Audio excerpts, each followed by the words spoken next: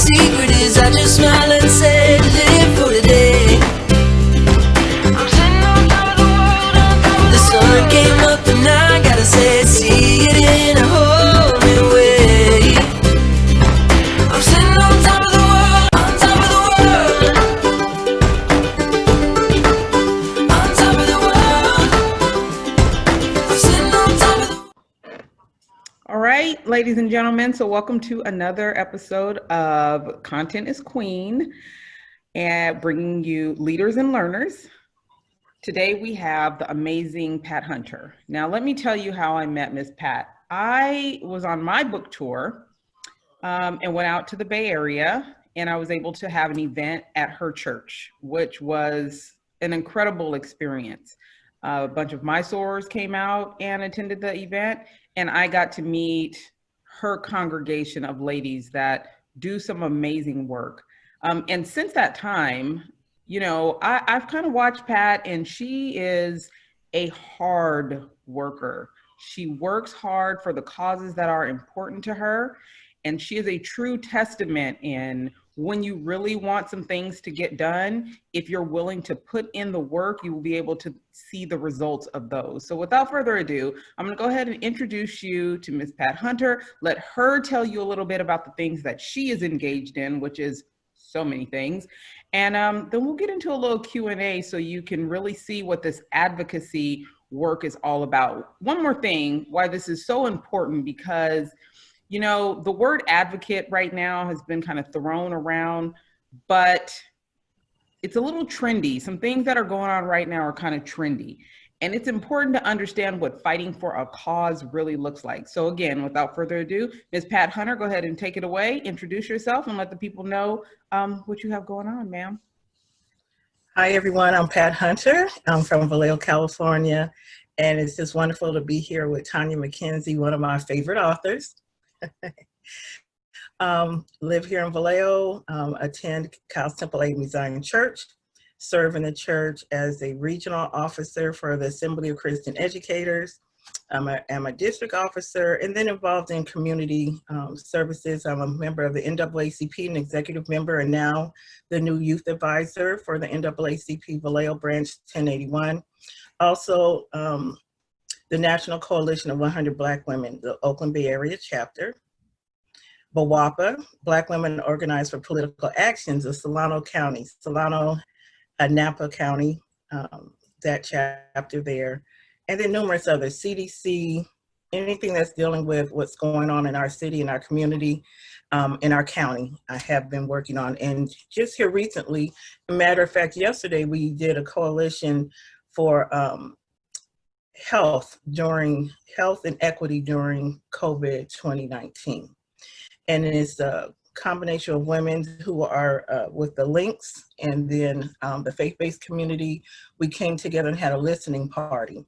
And in the listening party, we have made sure that we're going to be advocates in our community. So we're on a year journey in regards to health disparities, learning information and becoming advocates, diabetes, heart issues, obesity. We're going to learn, and what we're going to do is disciple that project out into the better, greater community.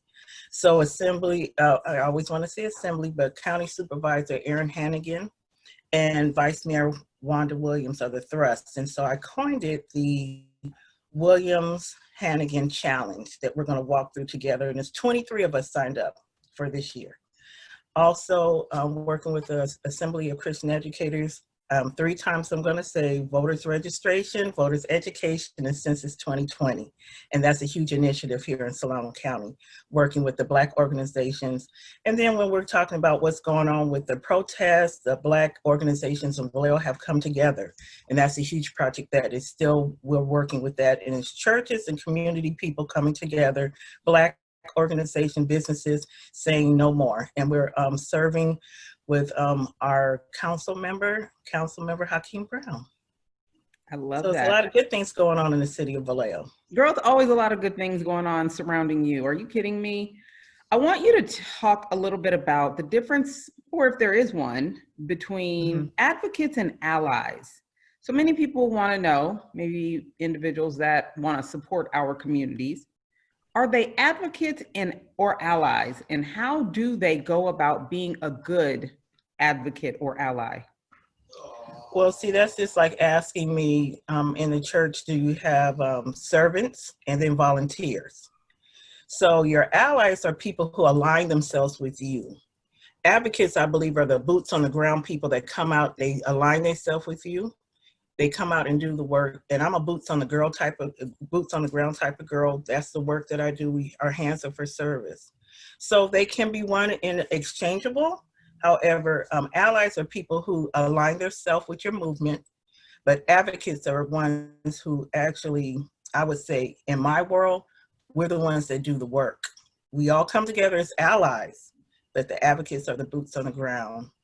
And like what we're doing now, we're going to have a census 2020 caravan, and I'm working with some amazing sisters for that project. We all are different organizations that have come together, so that's our allies. But you will see the advocates, the ones that are out in that caravan, tooting their horns, making people aware with our masks on about Census 2020 and voters education. Say it again for the people in the back. I love it. I love it. So listen, you are involved in so many things to help improve the quality of life of people. You got housing, you got youth, all over mental health. I mean, you do it all. Do you have one particular subject, issue that really grabs at your heart and your passion? Well, for me, they connect the dots. All of it is important. Really, they're all tied together. So I was just sharing yesterday when we had our virtual meeting in regards to health and equity in COVID 2020. We all get sick. It doesn't matter your financial status. So for me, discipleship is very important because that means that I'm teaching you, I come alongside you, and we walk this thing together. And so voters education is huge, and Census 2020 are connected.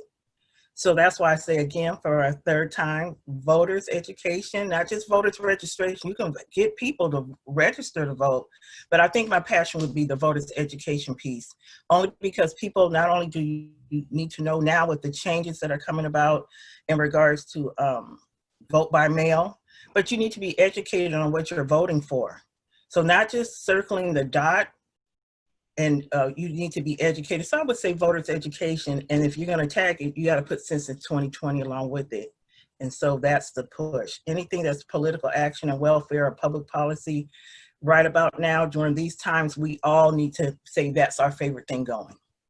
Ms. Pat, you are not one to waste time. You, everything that you do has value. And I'm saying this because I want you to explain why it is so important not only to register to vote, but to vote and understand what you're voting on. So down ballot issues, explain to them why all of these things are so important, because so many people are, you know, the president should do this and the president's going to be able to do that. And if Barack Obama cared about us, he would have did this, that, and the other. But when they don't understand how politics and policy works, they assume that just the presidential slate is the issue. So talk to them a little bit about why you work so hard to educate and get people registered and to the polls. So it starts with, we now can register youth. So that's where it starts at, the youth. Be an example as a mom voting. So you start with the youth and going to the high schools and sharing with the BSUs and the different leaderships, even in middle school or elementary schools, where I first started running for an office in elementary school. Yep. So they're already aware of the process of voting, the popular votes per se. So the importance of voting is the local vote, meaning the vote in your community. Why is that so important? Because those are the people that you start locally with your commissioners, or it's local with your city council people and your mayor. Then they graduate like you do in school to higher offices, to the county supervisors or to the judges or to your senators. So if you're voting for them and they're not good people on your local level, just think as they progress, what happens, their issues. So that's why it's important for people to start educating about voting. And local vote counts. So right now we have a race with like the council members, and in the Vallejo, we are into redistricting now. This is the first vote that we will have the district vote. Are we aware? So that's an education piece. So that needs to start now. And where it starts is starting with our youth and young adults getting very much involved, and the adults and our seniors. You can't leave out your seniors. So in the church world, that's what we started doing, the lunch and learns. And so we would ask our congregation to change their status to vote by mail or bring in your mailing packet. And what we did with the lunch and learn, we even invited a few of the candidates into the church. And after the worship service, we went into our fellowship hall across from where we had the meeting, and we had a lunch for them. And then we talked about the different issues and bipartisan pros and cons. So it's a learning. They could ask questions, and some of them filled out their ballots right there, and others took notes. And then we asked them, their call to action was to go home and share that at the dinner table with their relatives, what they learned. So the downvoting, you must know who you're voting for locally. And do better than that. Go out to your city council meetings, go out to your school board meetings, get to know these people, go to candidates forum, get to know who you're voting for. And if they can't take time for you, then that might not be the person you want to vote for. Who's really active? Who's really the boots on the ground? Who's really doing the work? And in Vallejo, I can tell you, we have a lot of strong women who are working alongside the men, but the women are, and there we go with Emerge, California, the women are out and we're doing the work in the community. I see. Woof, So woof. look, you guys have a long history of Black Greeks at your church, Yes. which I love. I'm biased. How involved do they get in all of these things? Well, again, the Black organizations in the Bay Area are very much involved. And in the city of Vallejo, we have a strong presence in our church with Alphas. So Reverend Aaron Crudison, and actually my pastor now, Reverend Du Bois, are Alphas. However, Reverend Crudison, he just did a series for us for the National Coalition of Black Women for Human Trafficking. So how more involved can that be?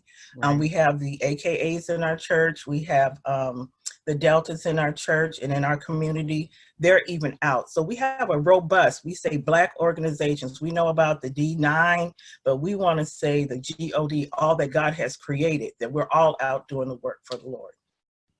And then the AME Zion Church is a freedom church. So we stand on the back of Harriet Tubman, Sojourner Truth, and Frederick Douglass. So how much better can that get to be? I love it. You did mention that you are now over a committee for youth. Yes, the NAACP. We just Tell me a little bit more about that. 64 young people. Tell me a little bit more about that, what you are doing, and then what you see them doing, the transition in them that's taking place. Well, it's wonderful. The NAACP, we just reactivated our youth group. So when my son Lathan, who is now 23, was involved, now they're college age and young adults. So we have that cycle. So 64 parents have trusted the NAACP with their youth. And we're looking at awareness and census 2020. It goes, again, start with the youth and to get out and be involved with their parents, voters registration and education, the AXO. We're on a call. I was just on a call Sunday, and my state representative shared that they thought that the convention was going to be canceled or postponed, but they're moving forward with the convention. So we just reactivated, and they are in schools, so they know the work that we're doing with the schools, like Jesse Bethel, Vallejo High School, service in the community, being involved, and we want to hear what they have to say in regards to what's going on with the protests, what's going on with healthcare, what's going on with equality and equity. They have a voice as well. And since I've been a youth director in the church, they speak loud and they speak clear, and they have a call to action. This podcast, this show is about leadership, and you exemplify an incredible level of leadership in your community. Tell me how you are able to get people to follow your lead, to follow the mission, to continue to work even when you're not there. That is a leadership skill that many people don't have. And I want you to kind of walk me through how you're able to be effective in your leadership roles in the community. Well, I just consider myself a humble servant. um, Leaders lead from behind. Leaders don't always have to be in the forefront. What you do in a setting, we have youth leaders, we have young adults who are leaders. I'm in the adult range and could be considered for some a senior, but not that number yet. But you train up. That's what the discipleship part is. If you train up and you trust and you pour yourself and you duplicate yourself, your work will go beyond you. And I've had some great mentors. I served under Reverend Dr. David T. Miller, the Mentor program, where a number of us have come along, and you see these great leaders are now in the community. I've served with BWAPA under Deborah Dixon, who is an awesome leader. I model myself behind her with the Black Women Organized for Political Action. I serve under Jimmy Jackson, who has been the president for the NAACP years. And I also serve under a wonderful woman with the National Coalition of Black Women. And you just model the great leads that you have and incorporate that. And then as a child growing up in the Primitive Baptist Church, I served under some awesome deacons that women didn't really have a role. However, you could watch the work that the structure that you see doing. And we have some awesome women preachers in the AME Zion Church. So what I have done is that just what I've been instructed and what I've seen to do. There's no formula for it. I just believe that when you serve and people see you serving, that they'll come alongside. Just like the young kids say, they know fake and phony. If you're really about to work, the Lord will send you the right people. And again, I've been under some great mentorship, and the Mentor program still is alive, even though Reverend Dr. David T. Miller is no longer here in California with us. Reverend Paul Atlas, servants that serve from behind and push forward the young people. I appreciate. So that's how you keep it going. You just you don't micromanage. You pray and let the work go. Let the work speak for itself. I love it. Well, let the people know how they can stay in touch with you, or even get in touch with you to get a little more advice on some of the programs that they can implement in their own community. Sure. And again, I left one of my young adult mentors, Mr. Eric Smith. He is my international president with the Assembly of Christian Educators, who is a part of the, we are sponsoring the health and equity. To get in touch with me, hunter7pat@gmail.com or beyond77@gmail.com is probably the best place to get in contact with me now. Your other questions was the contact question, and then what was the other question? The work that we're doing in Vallejo. Right now in Solano County, we're lifting up Census 2020, and voters education, making sure people are registered to vote. And then again, with the health and equity issue, Williams Hannigan, you'll hear more about that. Just follow me on Facebook. You'll see more information about that coming along.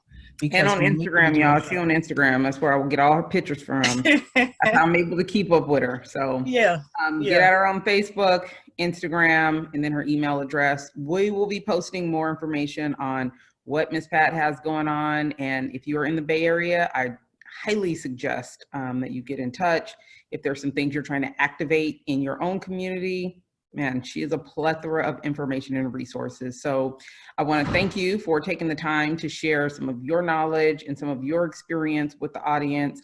Leadership is a huge deal right now. We can see what lack of leadership looks like. And I definitely, looking at you, know what effective leadership looks like, and that's important. So thank you again. And I look forward to sharing more of what you're doing with our audience. So thank you. Thank you. And I just want to shout out my Emerge class of 2020. Woo, woo. Status quo must go. Thank you. Mwah.